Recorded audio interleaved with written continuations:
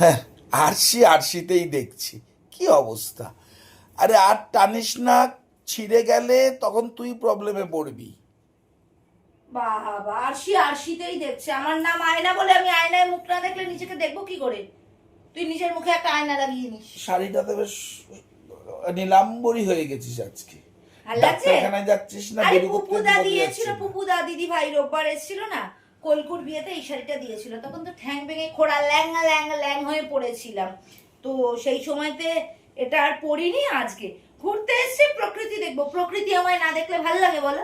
এই বল না রে, কেমন লাগছে? আরে আমি কেন বলবো, আমি তো তোকে একই রকম দেখছি প্রত্যেকদিন যেমন দেখি। মানে তা আমার কি বলার আছে? আশ্চর্য ব্যাপার, একই রকম দেখছি। তোমরা চাপ ভাবো নেই।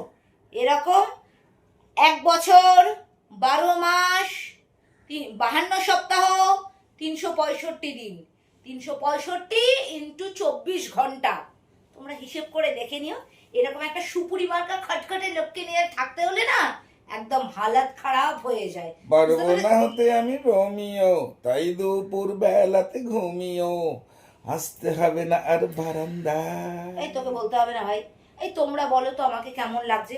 ঠিকঠাক লাগছে নাকি একটু বলো না। আজকে চুলটা ছাড়বো না, চুলটাকে জাস্ট বাঁধবো। শাড়িটা পরে আমায় কেমন লাগছে বলবে আমার মিষ্টি ভিউয়ার্সরা।